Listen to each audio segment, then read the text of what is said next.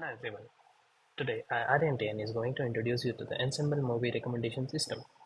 Navigating the vast world of movies can be overwhelming. Today, I unveil a powerful movie recommendation system that leverages the collective intelligence of four AI techniques: KNN, RVM, SVD, and SVD++. This ensemble approach combines the strength of each technique to deliver highly personalized and accurate recommendations. It's like having a team of film experts working behind the scenes, understanding your unique preferences, suggesting the hidden gems you would love. This movie recommendation system starts by collecting and pre-processing the movie and user data.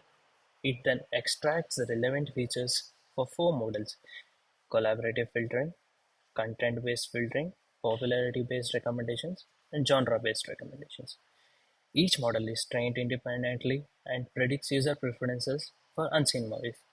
The ensemble model combines these predictions using weighted approach, prioritizing the movies with higher combination scores. The system evaluates the performances using metrics like precision, recall, F1 score, and novelty score. The system continuously iterates, analyzes user feedback and performances metrics to fine-tune the individual models, ensemble weights, and explore new features or algorithms. This iterative process ensures the continuous improvement of recommendations, accuracy, and diversity. Our movie recommendation system relies on movie lens dataset, which we carefully prepared for optimal performances. We loaded user rating, created a movie ID to name dictionary, and extracted the genre information. We then converted the textual description to bit-effective vectors, retrieved the release year from titles, and incorporated the features. Finally, we implemented the effective movie name retrieved methods. The resulting clean, structured data paves the way for future analysis and model development. So now we'll be talking about the KNN or the K nearest neighbor algorithm for our recommended system. Based on the input from the user, that is, the user ID and the movie name, the model calculates a similarity score using a cosine similarity score for each user in the database and selects the K highest ranked user according to the similarity scores. After that, it extracts all the movies watched by the K users which are not watched by the current user. After extracting all the movies, the KNN model makes a predicted rating of all the movies, that is, the estimated rating of the movies that the current user will give to the movies. After getting the predicted or the estimated rating of all the movies that aren't watched by the user, it takes out the n best rated movies and output them as the recommendation. So now after talking about KNN, we'll be talking about SVD and SVD++ algorithm for recommendation system. Based on the input from the user, the SVD computes a user rating matrix for every movie and every user in the dataset. After that, it decomposes the matrix into three parts using SVD, user ID vector, a movie name vector, and a singular matrix of ratings. The empty value in the rating matrix will be the predicted ratings and are filled by assigning them a random value followed by gradient descent. Then the model selects n movies that have highest predicted ratings from the matrix for the current user and give them as recommendation. Talking about SVD++, it has the same architecture and algorithm as SVD. However, it also incorporates implicit features like genre and tags. Now, Ayushi will explain RBM. First, we gather your precious movie ratings, carefully removing any irrelevant titles using a stop list filter. These ratings become our guide, forming a sparse matrix that captures your preferences. Now comes the RBM, a neural network structure with two layers. The visible layer represents your known ratings, acting as the bridge between you and the hidden layer, which holds the secrets of your movie taste. We train the RBM using a special technique called contrastive divergence. It's like having a conversation with the RBM, showing it to your ratings and asking it to predict them back. Through this dialogue, the RBM learns the hidden patterns and connections between your preferences. Once trained, the RBM is a powerful predictor. We feed it information about your past ratings and it uses its hidden knowledge to predict your rating for any movie, even ones you haven't seen. To ensure accuracy, we employ a few tricks. We normalize your ratings using a special function called softmax, and we pre-compute predictions for faster recommendations. Movies you haven't rated are treated with special care. we use a technique called masking to tell the RBM that these ratings are unknown. This ensures that the RBM focuses on your known preferences for accurate predictions. Finally, we use a special function called the Gibbs sampler to explore the probability space of your movie taste. This helps us understand your preferences even better and make even more precise recommendations. Now, Nupur will tell us more about the recommendation system metrics. Recommendation system metrics, where we take into account the accuracy metrics, is mean absolute error and root mean squared error. Also in this we have the hit rate, in which you generate top n recommendations for all the users in your test set. If one of the recommendations in a user's top n recommendations is something they actually rated, you consider that as a hit.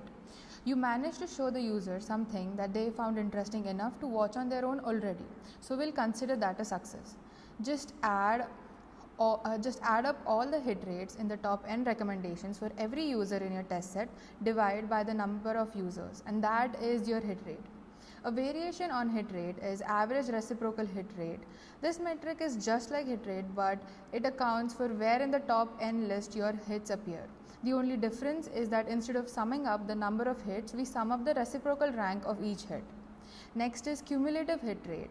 It means that we throw away hits if our predicted rating is below some threshold value. Other things that are important while defining accuracy of recommendation system are coverage, novelty, and diversity. Coverage is the percentage of possible recommendations that your system is able to provide. Think about the Movie Lens dataset, for example. It contains ratings for several thousand movies, but there are plenty of movies in existence that it does not have ratings for.